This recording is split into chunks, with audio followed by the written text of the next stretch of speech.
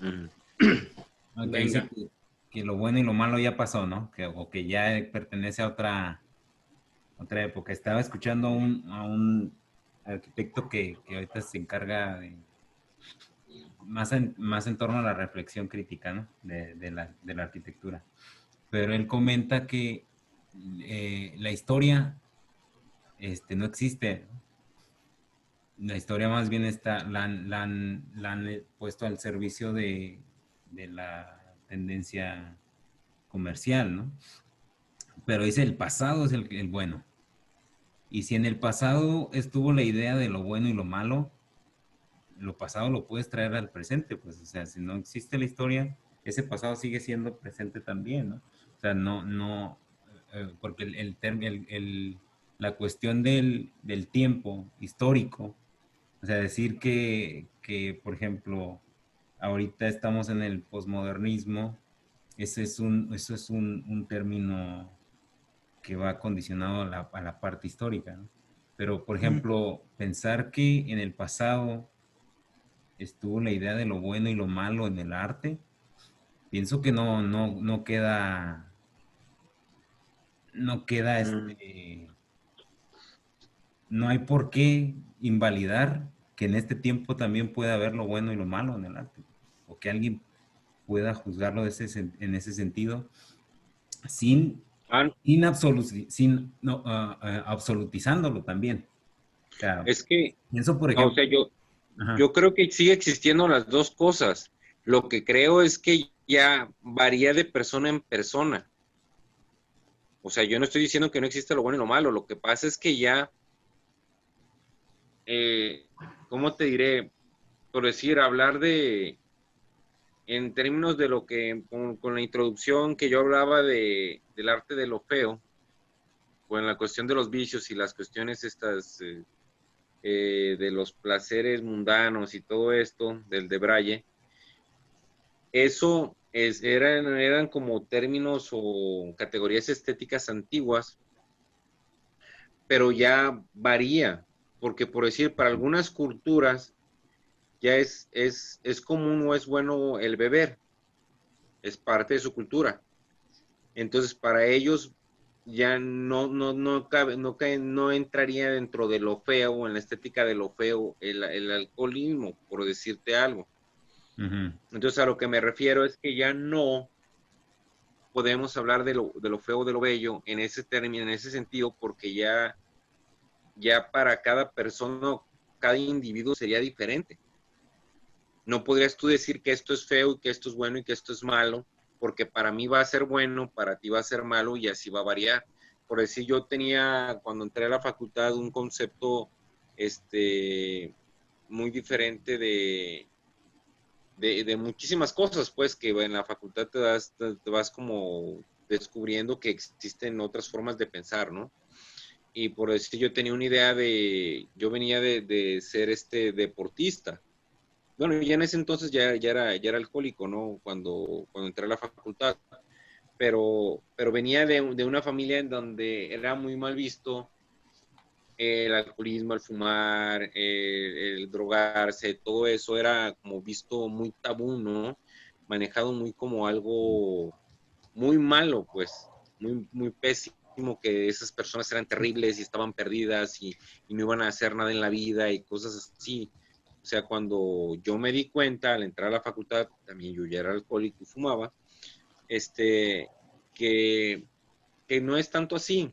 O sea, hay gente que si bien tiene vicios, es buena persona, ¿sí me entiendes? No es ni una persona que vaya a darte problemas, es una persona que trabaja, es una persona que bien tiene su vicio, pero se las ingenia para sostenérselo sola, aunque sea marihuana o alguna otra droga, mientras que no hurta, no nada, él trabaja, consigue su sustancia, y es una buena persona para mí, ¿sí me entiendes? O sea, mi concepto de una persona viciosa cambió.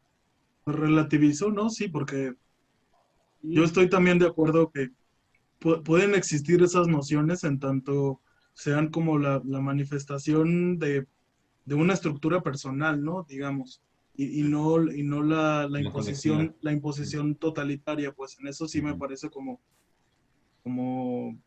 no sé, algo imposible de sostener a estas alturas, pero también tiene que ver con lo que decías de la historia. Pues yo trabajé mucho tiempo con un historiador y, y él se dedicaba mucho, me llegó a hablar de la tendencia de la microhistoria, que ya son movidas que tienen que ver, se abocan, digamos, a grupos específicos, a corrientes específicas, a momentos, a contextos, incluso tesis sobre las campanas, pues digamos, o sea, la microhistoria de alguna manera viene a contextualizar lo que la gran historia tradicional totalizaba, ¿no? Entonces, Ujú. en Sí, ese sí, sí. sentido, creo que también vale la pena o valdría la pena enarbolar como una suerte de estética o de moral propia o de ética, a lo mejor no moral, no necesariamente Ética, sí, sí.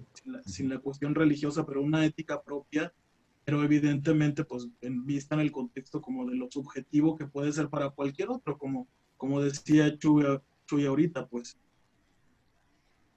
Sí, sí, sí, sí, pues ahí deviene el asunto, el problema de la estética, ¿no? En que no, al final no logra sistematizarse para poder definir qué es bueno en el sentido de estético y qué es malo, ¿no?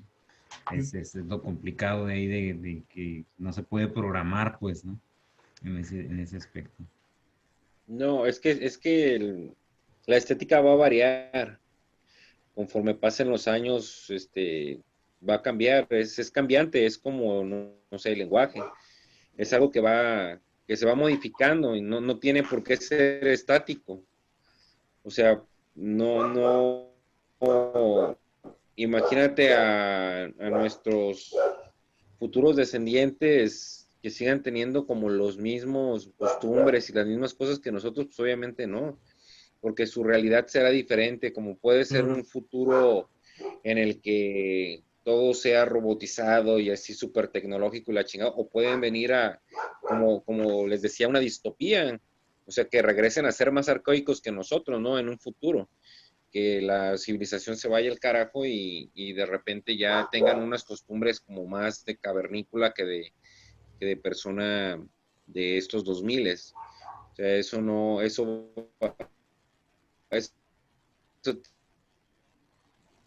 tiene que variar y va a variar siempre.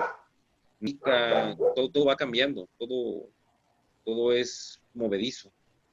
Aún la muerte te sigue modificando porque te mueres y te vuelves una calavera, luego te comen los gusanos, te vuelves su alimento, o sea, Claro. aún muerto no estás quieto, Ujú. estás en el recuerdo de tu familia, o sea, sigues viviendo de alguna manera, a lo menos por un tiempo, pues, ya después puede ser que sí quedes en el olvido, pues, por generaciones que pasan y eso, pero no estás estático. Aún así serías, por lo menos serías una estadística, ¿no? Es fulanito, las personas de tal civilización vivieron así, no sé, y ya serías como parte de la antropología o de la historia, no sé, algo así es, algo por ahí va, o sea, no es estático y no tiene por qué ser estático, yo creo. De acuerdo. Ahora, como creadores, llevan una estética contemporánea o van creando o buscando una estética en lo particular. Mm, yo no sé de qué vaya la estética contemporánea, así te la pongo. Yo no la sigo. O sea, yo voy como en mi propio camino de lo que hago, lo que veo y lo que se me ocurre y lo voy haciendo, pero no, si bien aquí estamos con la cuestión de la revista y todo, tenemos como una cuestión de colectivo, pero realmente cada quien va por su sendero, vamos, digamos que somos Runings en el sentido japonés de no seguimos un señor feudal, cada quien vamos por nuestro destino y haciendo nuestras misiones, pero vamos juntos, ¿sí me entiendes? O sea, estamos juntos porque vamos en un colectivo, somos un grupo, pero realmente cada quien su búsqueda es muy particular. Lo que tú buscas es muy diferente a lo que yo busco. Lo que buscas Sammy, lo que buscamos todos es muy diferente.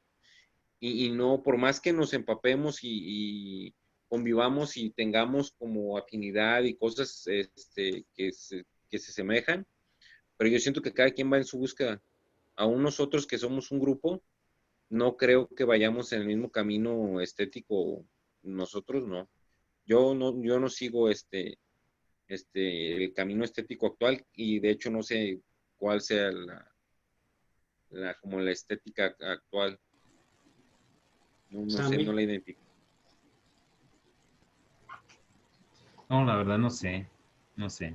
Hay veces donde sí siento que estoy muy permeado por lo, no sé si la verdad no sé definir lo contemporáneo, no tengo los recursos para definirlo, ni lo actual, pero sí veo algo de los escritores que sigo ahí por internet y automáticamente como que hacen clic con una búsqueda que traía y digo, pues este tipo de recurso, este patrón que está usando, este recurso que usa esta persona, me sirve para desembocar esta idea que traía pendiente. En ocasiones me sucede eso con clásicos, o incluso con cosas que no tengan que ver con literatura también. Literatura, específicamente hablando de la que lleva el título como literatura, ¿no? Pero, no podría decir, quizás en la cuestión de lo cultural, a lo mejor sí, lo cultural, pero el arte contemporáneo no sé la verdad, porque incluso lo que más dispara lo creativo en mí es lo cotidiano, ¿no? Lo que vivo, que no es literatura, que no es arte. Ejemplo, estar en algún sufrimiento personal, ¿no? Pero donde sí me encuentro influido es en los recursos este, aplicados, pues, o sea, cómo expresarlo o cómo la forma que va a llevar esto, ¿no? Aunque es un proceso que constantemente quiero rechazar, pero de todos modos creo que sí termina influyendo. En tu caso, Paul. Mm, yo creo que por lo menos mi militancia sí sigue siendo como, como delimitar a las estéticas o las posturas o las coyunturas propias de los tiempos, pues digo, de alguna manera la poesía medieval, pensando en esta onda de lo pastoril, de lo romántico, pues hacía sentido en esa colectividad, en ese mundo, en ese universo simbólico, digamos. A la vez la poesía de los siglos de oro también era como un movimiento, y un movimiento colectivo que buscaba como la tecnología del lenguaje, el lenguaje ensablado de maneras que crea artefactos así perfectos, ¿no? Sublimes. Lo que hacía sentido era correlativo a su tiempo, pues a la búsqueda de las revoluciones industriales, a la búsqueda de los sistemas perfeccionados de gobierno, de política. Y igualmente, la propia poesía del siglo pasado, la poesía de las vanguardias, pues tiene que ver también con la ruptura formal y de fondo propia de un siglo plagado de guerras, ¿no? Propia de un siglo que trataba como de desprenderse todas las tradiciones como respuesta a que todas esas grandes narrativas pues no habían hecho más que un cagadero del mundo, ¿no? Entonces, en ese contexto se entendía la ruptura de la poesía surrealista, por ejemplo, dadaísta, o la poesía de Vallejo, o de gente, o de Huidobro, que de alguna manera ya era puro lenguaje casi efervesciendo, pues, ¿no? Era pura pulsión, digamos. Y siento yo, por lo menos tengo esa impresión con las cosas que leo de mis contemporáneos, como que sí hay una estética ahorita como de lo transeúnte, como de lo cotidiano, como de la experiencia diacrónica de nuestros días. Siento que de alguna manera también vivimos un tiempo que necesita ser entendido, que es más complejo entenderlo que muchos otros tiempos. No sé, el medievo, pues el tiempo se movía de otra manera en el medievo y ahora vivir en este tiempo pues implica una vorágine, ¿no? De muchas cosas, de muchas situaciones, y creo que de alguna manera la poesía se inserta en eso que es narrar como la experiencia del ser en este planeta, que es una poesía que permite las lentejas como los pararrayos, pues no es una poesía de los cantares de gesta, no es una poesía épica, sino es una poesía aterrizada al ser y su experiencia.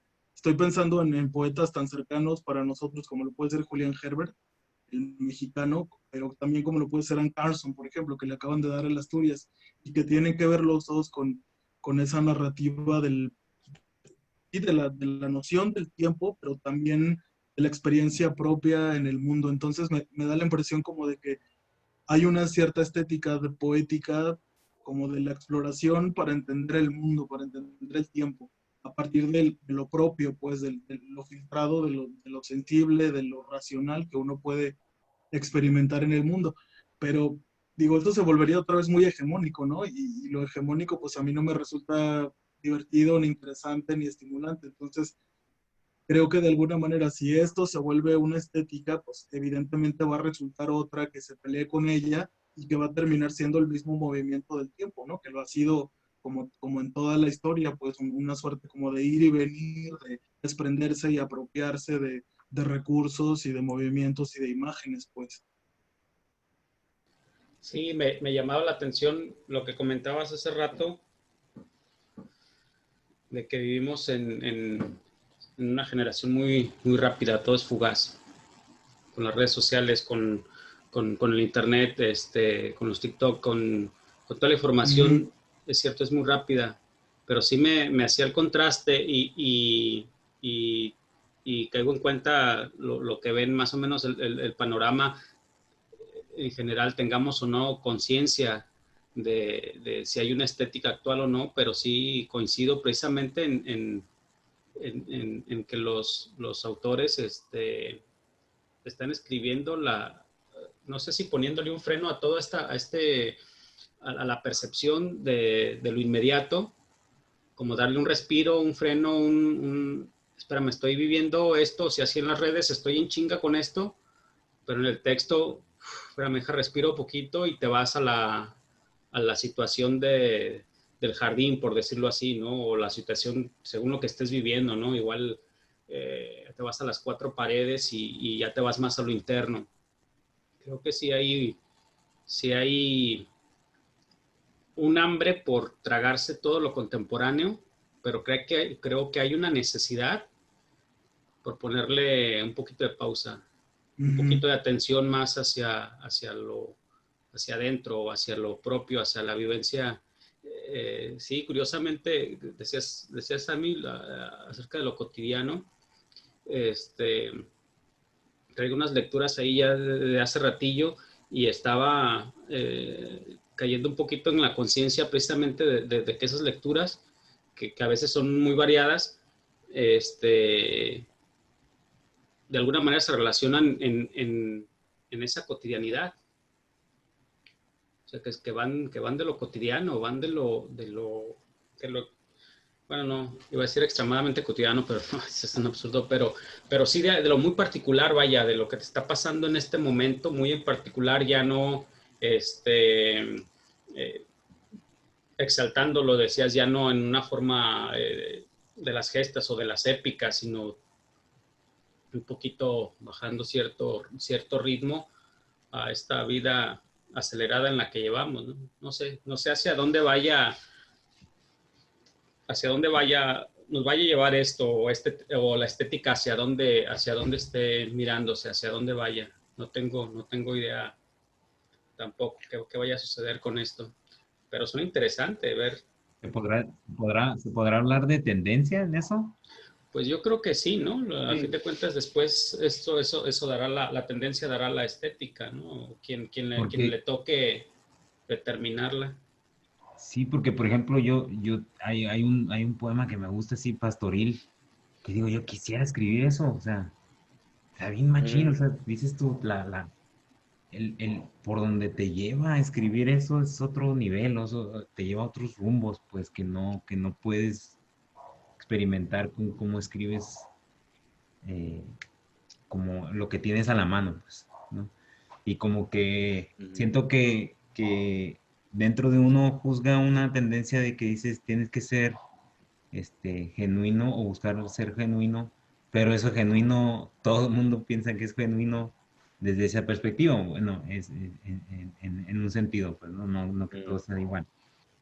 Pero que, por ejemplo, hablar de lo que me pasa en mi casa con mis hijas, hay otros que están diciendo lo mismo, pues, haciendo lo mismo. Entonces, ¿qué tan genuino es eso? Eh, pero a la vez sientes que es propio, pues, que sientes que es algo que lo debes hacer o es la forma como expresarlo, ¿no? O debe salir eso, ¿no? Sí, es que es retornar al principio de la estética, ¿no? La percepción Ujú. de lo que para ti es bello en ese momento. O sea, no quiero ser reduccionista, pero hace tiempo traía mucho esa idea de la percepción, de que todo era percepción, absolutamente todo. Digo, son rollos que trae a veces uno clavado en la mente, o números, ¿no? Es una novela y todo se convierte en número, pero sí, hubo un tiempo donde estaba muy clavado con todo, volvió a caer o redundar en la percepción, ya sea como creador o como espectador o como contemplador, y no sé si pudiéramos llegar a lo sublime a través de una estética, o si solamente sea la percepción del individuo, que tenga esa facilidad, tenga esa habilidad más bien de llegar a lo sublime, ya sea a través de la contemplación o a través del escuchar una música, no sé, no sé qué tanto sea parte de la estética, y qué tanta otra parte sea del individuo con todo lo que traiga en su cabeza. Sí. Fíjate que hace poco escuchaba que García Lorca tenía tres conceptos de estos que llamamos la inspiración, ¿no? Que decía que había los ángeles, la musa y el duende, ¿no? Entonces, dependiendo de dónde venga, pero para él el más interesante era el duende, que es el juego, pues, lo que tiene que ver con juego, porque los ángeles obviamente te van a iluminar, etcétera, la musa te va a dictar, pero es un sentido más serio, más ¿cómo se puede decir? Sí, que le aplica más serio, y pienso que ahorita mucho hay del juego, pues, ¿no? También. Sí, Yo veo mucho esta parte que no es la ironía que se ve, por ejemplo, en los antipoemas. O sea, sí veo juego, pero hay cierta seriedad ahí que no percibo en otros autores que los veo más de juego, pues, ¿no? Hay un chavo de ahí de Guadalajara, Luis Eduardo García, no sé si lo... García, sí, sí, Sí, que este cuate se agarró hablando sobre los libros, reseñándolos, pero por su color. por su peso, Entonces, ¿no? güey, no, que su peso es esto, es un color ópalo, pero no hablan nada del libro, pues, ¿no? Es un juego que lo lleva más juego, más juego, más juego.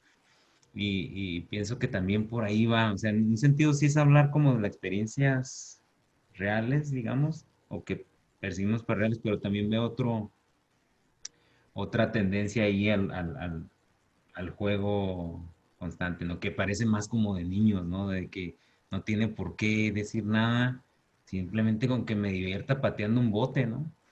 Y esto me divierte, ¿no? Y si no te divierte, pues bueno, ¿no?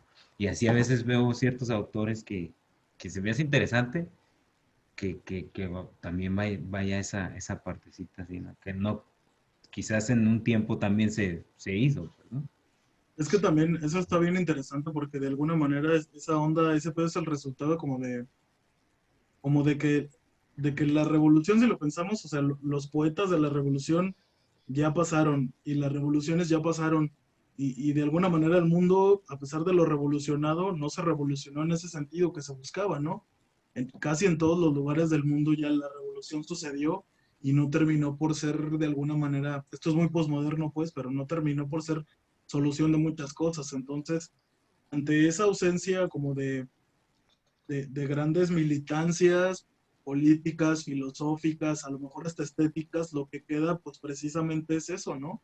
El juego irónico, ya como pateando el lenguaje nada más de un lugar a otro, porque pues tampoco estamos como para, a lo mejor ese sería el reto en todo caso, pues crear a partir de lo que dice Memo de la percepción, volver a crear como una suerte de estética que nos mueva a reinterpretar el mundo, pues a resignarlo. Al final es esta movida de la resignación, no en el sentido como de, de acomodarnos a lo que queda del mundo, sino de resignificarlo, ¿no?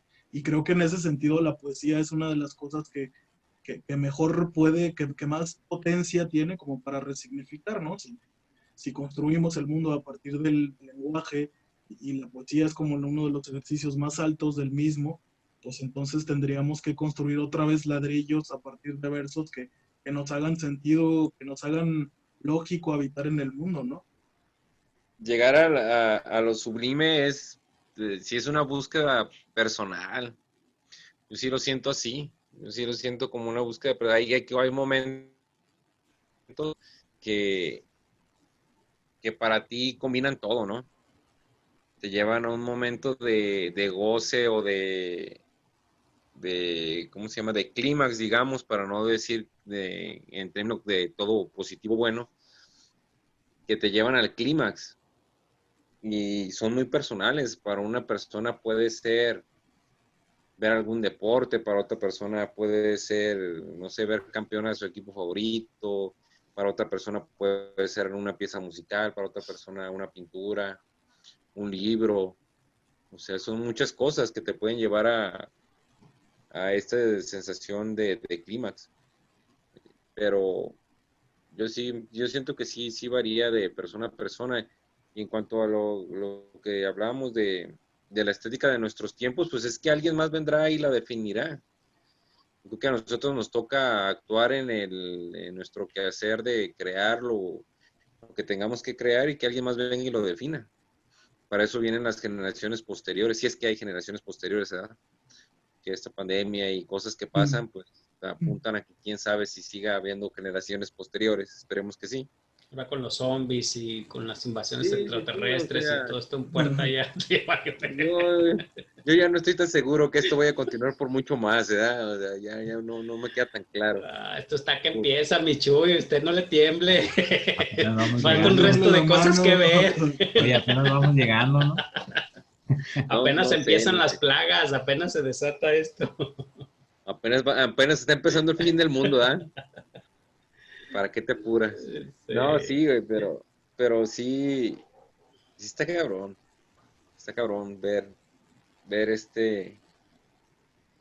lo que nos hace, no sé, a veces yo veo lo sublime o tengo momentos estéticos con cosas muy simples, muy absurdas, que digo, no es posible que esto me dé tanto placer o tanto regocijo, tanto clímax, que también puede ser una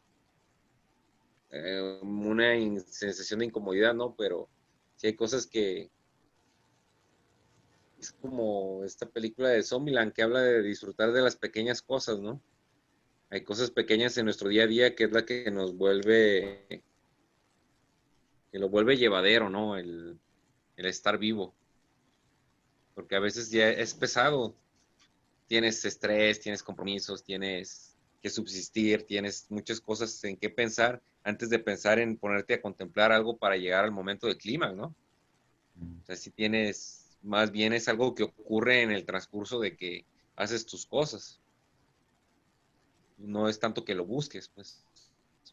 Bueno, en ese sentido tenemos como la coyuntura perfecta para replantearnos todos esos dilemas, ¿no? Digo, de alguna manera el confinamiento, ya lo he dicho antes, vino como a poner el mundo entre paréntesis y pues nosotros podemos decidir qué hacer con estos momentos, no solo que sean de confinamiento reflexivo, sino que a lo mejor permitan pues, la posibilidad de imaginarnos otra forma ya que salgamos de este desmadre, pues digo, sin meterme como en la discusión del juicio de valor sobre el presidente, un día escuché que dijo que nos encontrábamos en el post-neoliberalismo. Y entonces dije, verga, güey, o sea, los conceptos se nos agotaron de tal modo que O sea, imagínate pensar en el post-neoliberalismo. Eso es un oxímoron, ¿no? Político, digamos. Entonces, o sea, Sí. regreso otra vez como a esto de nuestra necesidad de repensar el mundo con el lenguaje o con cualquier otra cosa. Pues digo, si estamos hablando nosotros aquí como en calidad de, pues, de autores de alguna manera, pues creo que es nuestro papel Sí. pensarlo de esa forma. Yo creo que también, por ejemplo, lo que están haciendo las escritoras feministas es algo nos está como, ¿cómo Abriendo se el dice? panorama. Sacando del centro. Por ejemplo, nosotros fácilmente podríamos caer, como en todas las pláticas aquí en estas reuniones, en la contradicción. Y ahorita ellas están, por ejemplo, estaba viendo que Alejandra M., una de las chicas que está muy influyente con el movimiento aquí, que están iniciando congresos de cuidados del escritor, de la escritora, ¿no? Y hablan sobre cómo ya empezar a cobrar tu, tu oficio, pues, que no lo estés regalando. Y habla más allá de lo que estás produciendo de arte, lo que está protegerte, cuidarte, cuidar a tu prójimo, a tu prójima. Y son términos que nosotros como hombres, la verdad, no le damos mucho cabida, pues. Ahorita nosotros más es lo discutir, lo teórico nos llama la atención, pero no sale el cuidado de por el otro, ¿no? Claro. Y creo que ese campo está súper noble. Yo le encuentro mucha nobleza de que una escritora diga: Cuidémonos unas a otras", ¿no? Obviamente lo que ha vivido la mujer por el machismo, el patriarcado, la ha llevado a agarrar fuerza para eso, ¿no? Pero creo que por ahí va el camino que va a ir tomando, ¿no? Que nos va a dejar a nosotros a lo mejor aislados endiosándonos a nosotros mismos y ellas por otro lado llevando los discursos a otros aspectos más cercanos al amor, a la vida, el bienestar, mientras nosotros a lo mejor continuamos escribiendo, haciendo poesía, ellas están haciendo comunidades de una vida mejor, ¿no? Sí, Más sustentable para ellos. que ahí es otra cosa, pues, porque ellas están más bien abogando o están pensando es un movimiento Sí, exacto. social, cultural y por muchas vertientes en lo que están haciendo ellas. No va tanto sí tiene pues ramificación en la literatura, pero es más bien un movimiento social que otra cosa, pues. Entonces, a nosotros, yo digo que sí nos llega, porque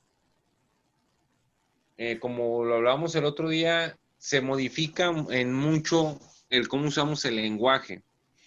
Todo este movimiento que se está teniendo con el feminismo, sí se está modificando el lenguaje en los que tenemos esta cuestión de crear literatura o crearlo, cualquier arte que crees, porque ya estás, no limitado, pero sí ya estás como condicionado en tu propia mente de decir, ok, toco tal tema, no toco tal tema, si lo toco, cómo lo toco, o sea, ya te tienes que rebuscar en la mente para crear, no es tan como antes que escribías, se podía escribir sin pensar en nada, sin autocensurarse.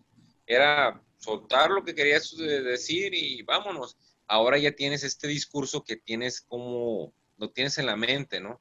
De, ok, tal cosa ya no la puedo decir o si la puedo decir o cómo la digo. O sea, ya entran otras cuestiones, ¿no? Oye, pero Y ahí caemos en lo que estábamos tratando de huir hace ratito, en qué es bueno y qué es malo, porque Mm, ya ahorita ellas están dictando qué es bueno y qué es malo también, ¿no? Entonces, eso es pero es que interesante porque dices tú, eso ya está generalizándose también, normalizándose. Por ejemplo, tú lees un texto y hay chicas que se unen y dicen: este cuate no", o sea, y determinan qué está bueno, qué está malo por la agresión que tenga hacia el género, ¿no? Sí, es Entonces, que esa que, parte es interesante que también, porque no es que que sea también a veces, hegemónico, ujú, que, no es que que sea también a veces ya hegemónico, se rebusca. pero está interesante que está como influyendo en lo que es bueno y Sí, lo que sí. es malo en la literatura, sí, en el porque al arte. final, o sea, si decimos que son un movimiento social y son un movimiento cultural, van o acaso ya han construido una estética propia también, como lo hizo Sí. el realismo, ¿no? Con sus apuestas estéticas, filosóficas, como lo hizo el romanticismo, como lo hicieron las vanguardias. Entonces, yo también estoy de acuerdo que a lo mejor puede haber por ahí una beta que se abra, a lo mejor no estamos incluidos, a lo mejor podemos aprender de ella y nosotros reinventar otras formas, ¿no? También de colectivizar a lo mejor la escritura misma, pues si decimos hace rato que hablábamos de la escritura de internet, de la movida del copy-paste, tal vez ahí haya otra beta igual que se abre, donde colectivizamos, donde hacemos comunidad de otra manera, ¿no? No necesariamente la forma tradicional en que distribuimos y consumimos literatura entre hombres. Ujú. Sí, que también a veces ya raya en lo absurdo, ¿no? Porque es ya buscarle como tres pies al gato, o sea, ya es demasiado escrutinio al texto. O sea, ya es tratar de buscar y rebuscar y rebuscar. Ah, esto no se puede, no es correcto porque afecta a no sé qué tantas cosas. O sea, también ahí ya es como limitante. A veces sí lo siento como ya muy exagerado, ¿no? O sea, también hay que ver las intenciones con las que se escriben las cosas. No es nada más lo que se dijo, pues. Hay que ver como el sentido en que se dice. Este, Así como hemos estado discutiendo, pues de alguna manera el ejercicio literario mismo me parece una discusión. Yo siempre sostengo que la literatura es pensamiento pensado, no solo es pensar, sino organizar ese pensamiento y Ujú. hacerlo múltiple y hacerlo polivalente y en ese sentido, pues sea el soporte en el que sea visto, desde la manera en el que sea, alejándose de las formas de censura, pues siempre va a ser importante que sigamos estando como relacionados con el lenguaje literario, con el texto literario, ¿no? Con esa sublimidad que a lo mejor nos puede dar o con eso grotesco que también puede alcanzar, porque las dos cosas son necesarias tal vez, ¿no? sí, bueno, entonces, pues damos por terminada esta sesión más de divagaciones libertinas. Nos vemos cuando nos veamos, no antes ni después. Hasta luego.